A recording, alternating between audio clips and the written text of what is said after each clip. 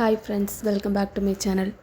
நம்ம முருங்கைக்கீரை நிறைய கிடைக்கிற டைமில் இந்த மாதிரி பொடி நல்லா காய வச்சு அரைச்சி வச்சுட்டா முருங்கைக்கீரை சாப்பிடாத சின்ன குழந்தைங்க யார் சாப்பிடலையோ அவங்களுக்கு இந்த மாதிரி நம்ம பொடியை ரெடி பண்ணி தோசையிலையோ அப்படி இல்லைனா இட்லிலையோ மிக்ஸ் பண்ணி அவிச்சு கொடுக்கும்போது நல்ல ஒரு சத்து கிடைக்கும்.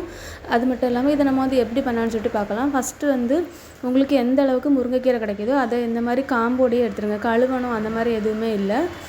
நம்ம இதை ஃபஸ்ட்டு என்ன பண்ணணும்னா இதை நிழலில் தான் காய வைக்கணும். நம்ம வெயிலில் காய வைக்கக்கூடாது. வெயிலில் காய வைக்கும்போது அதோட சத்து எல்லாமே நம்மளுக்கு போயிடும்.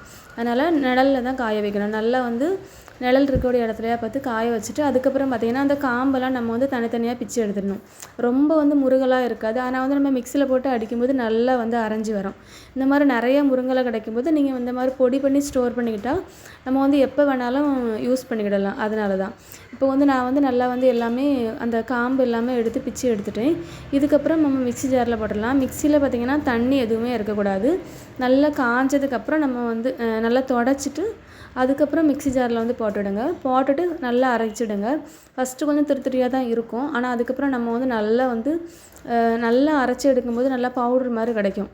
இது ஃப்ரிட்ஜில் வச்சு ஸ்டோர் பண்ணணும் அந்த மாதிரி எதுவுமே இல்லை. நம்ம வெளியிலே வச்சு ஸ்டோர் பண்ணிக்கிடலாம். நல்லா தான் இருக்கும்.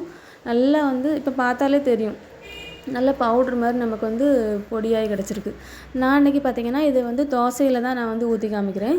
இதுக்கு பார்த்திங்கன்னா ஒரு 2லேருந்து ஒரு 3 கப் அளவுக்கு தோசை மாவு எடுத்துடுங்க.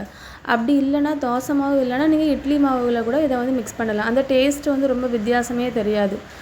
நார்மலாக நமக்கு தோசை சாப்பிட்ற மாதிரி தான் இருக்கும். கலர் மட்டும்தான் பச்சை கலரில் இருக்கும். மற்றபடி சூப்பராக இருக்கும். இப்போ உங்களுக்கு எந்த அளவுக்கு பொடி வேணுமோ அந்த அளவுக்கு போட்டுவிடுங்க. நான் அன்றைக்கி ஒரு 2 கரண்டி அளவுக்கு மாவு எடுத்திருக்கேன். அதுக்கு பார்த்திங்கன்னா ஒரு 2 ஸ்பூன் அளவுக்கு போட்டாலே கரெக்டாக தான் இருக்கும். நல்லா மிக்ஸ் பண்ணிவிடுங்க. ஆல்ரெடி உப்பு எதுவுமே போடாமனா தோசை மாவில் உப்பு இருக்கும். நல்லா மிக்ஸ் பண்ணி எடுத்ததுக்கப்புறம் நம்ம நார்மலாக தோசை சுற்றுவோம்ல அந்த மாதிரி சுட்டு எடுத்துக்கலாம். இதில் பார்த்திங்கன்னா முருங்கலையில் பார்த்திங்கன்னா நம்ம நார்மலாக பழங்கள் காய்கறி எல்லாம் சாப்பிட்றத விட நிறைய சத்து இதில் இருக்குது. விட்டமின்ஸு மினரல்ஸு அதுக்கப்புறம் பார்த்திங்கன்னா நிறைய சத்துன்னு சொல்லி பார்க்கும்போது பார்த்திங்கன்னா நம்மளுக்கு பார்த்திங்கன்னா பாலில் இருக்கக்கூடிய ப்ரோட்டீனை விட அதிகமான அளவுக்கு கால்சியம் இது எல்லாமே இந்த முருங்கலையில் இருக்குது. அதே மாதிரி பழத்தில் பொட்டாசியம் நிறையா இருக்குது. நம்ம ஆனால் நம்ம இந்த முருங்கைக்கீரை யூஸ் பண்ணி சாப்பிடும்போது பார்த்திங்கன்னா அதெல்லாம் சாப்பிட்றத விட இந்த ஒரு கீரையிலே எல்லா சத்துமே அடங்கியிருக்கு. அதனால் கண்டிப்பாக இதை அடிக்கடி வாரத்தில் ஒரு 2 நாளாவது சாப்பிட்றதுக்கு பாருங்கள். இந்த மாதிரி பொடி மாதிரி நம்ம ரெடி பண்ணி வைக்கும்போது நமக்கு எப்போவுமே அது நமக்கு யூஸ் ஆகும். அதனால தான் இந்த மாதிரி பொடி மாதிரி ரெடி பண்ணி வச்சிடலாம். இப்போ முருங்கைக்கீரை கிடைக்காதவங்க கூட இந்த மாதிரி ரெடி பண்ணி வச்சா நம்ம அப்பப்போ எடுத்து யூஸ் பண்ணிக்கிடலாம். கண்டிப்பாக அந்த வீடியோ உங்களுக்கு பிடிச்சிருக்கும்னு நினைக்கிறேன். நீங்களும் இதே மாதிரியே ட்ரை பண்ணி பாருங்கள். வீடியோ பிடிச்சா லைக் பண்ணுங்கள், ஷேர் பண்ணுங்கள், கமெண்ட் பண்ணுங்கள், சப்ஸ்கிரைப் பண்ணுங்கள். தேங்க்ஸ் ஃபார் வாட்சிங்.